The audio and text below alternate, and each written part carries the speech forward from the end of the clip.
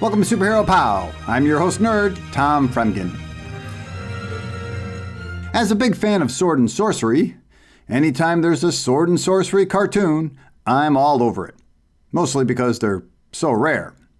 Well, back in 1985, the iconic animation studio Hanna-Barbera did a little remembered show called Galtar and the Golden Lance. I say little remembered because it seems most people don't. Probably because it wasn't made for Saturday morning. It was syndicated. And even then, it wasn't its own show, so to speak. It was part of a package show, The Funtastic World of Hanna-Barbera, which also featured shows like Paw Paws and Yogi's Treasure Hunt. So you'd be hard-pressed to catch Galtar back then. And while it was no Thundar, it was still a pretty good show. Looking deeper into the show, I couldn't quite pin down who created Galtar. It might have been Joe Barbera's son, Neil, who is credited as writing the first 2 episodes, or perhaps it was Dennis Marks, who developed the Dungeons & Dragons cartoon a few years earlier. But overall, I'm pretty sure it was a group effort, as the rest of the writers on the show were the typical Hanna-Barbera team. As for the artwork, they had some pretty good talent on it, like comic book vets Mike Vosberg and Frank Bruner. Plus Leo Duran-Nona, who had done early issues of Creepy and Vampirella back in the 70s. Another interesting artist is Philo Barnhart, the guy who created the designs for Ariel and Ursula in Disney's famous Little Mermaid movie. But one guy who stood out to me is Tony Scroy. He's not really well known or anything, but had a long, stable career at Hanna-Barbera. But when I look at some of his other artwork, I can't help but think, but this is the guy who designed Galtar. I could be wrong, of course, but I'd put money on it. Anyway, Galtar was the tale of a young hero acquiring a magic weapon, the Golden Lance, in order to defeat the evil warlord Tormack, who had taken over the land and claimed the great city of Bandasar as his capital. Along the way, Galtar teams up with the princes of Dindal, Goleeta, and her young brother, though who is strangely never referred to as a prince, Zorn. While constantly chasing and avoiding traps set by Tormack, our heroes are always, and perhaps maybe a little too often, coming in contact with the money-grubbing, backstabbing dwarven father-son team, Rack and Tuck. While it was never quite as good as it could have been, it's still a creditable effort in the realm of early sword and sorcery cartoons. The show ran roughly 2 seasons for 21 episodes. And of course, there was no finale to the show. They just didn't do that back then. But now let's check out Galtar and the Golden Lance's top 5 episodes, starting with Wicked Alliance, which sees Tormack's wizard and advisor Krim teaming up with Myrsa, Tormack's former witch. And their plan to capture Galtar goes smoothly until Rack, armed with a stolen book of magic, attempts to thwart both of them and become Tormack's newest wizard. This is just a well-put-together episode, and I'll point out it makes great use of Rack, which is kind of the hallmark for a good episode, that Rack and Tuck are actually used to enhance the story, opposed to just being a needless sideshow.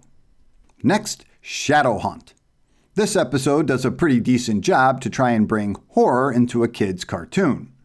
As being chased by Tormack's Gurzas, Galtar and company hold up in a haunted castle, Shadowhunt.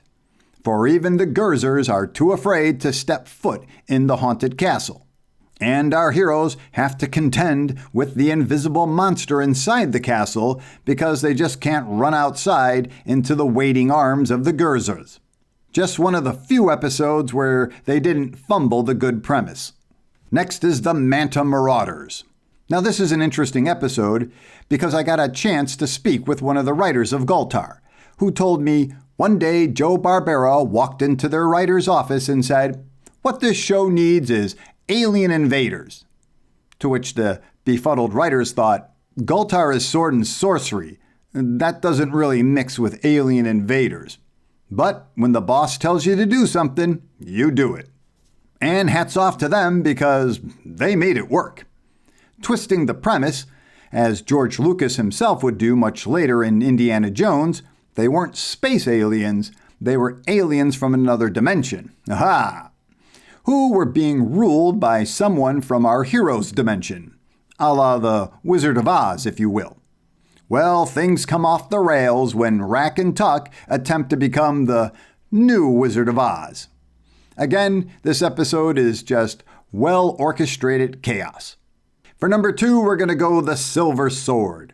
Now, if you ever wanted a final conclusion to Galtar, this is pretty much the closest you're ever going to get, as it basically features a final showdown between Tormack and Galtar. Tormack's wizard Krim creates the Silver Sword, the opposite number to the Golden Lance, and Galtar has to dig deep in order to pull victory out of defeat. The episode also features cool mythology for the show, which I wish they could have fleshed out more, but this was just a kid's cartoon in the 80s.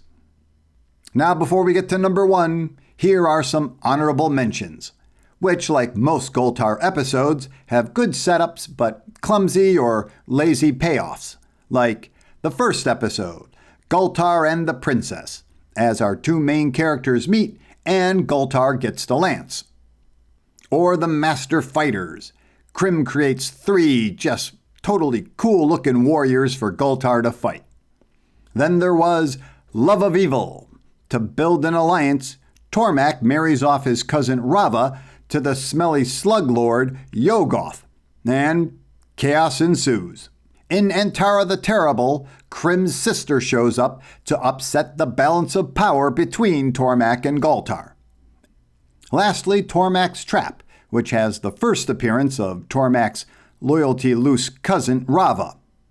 And that brings us to the best episode of Galtar and the Golden Lance, The Return of Rava, as Tormack's cousin pulls off a triple cross with her gang of thugs.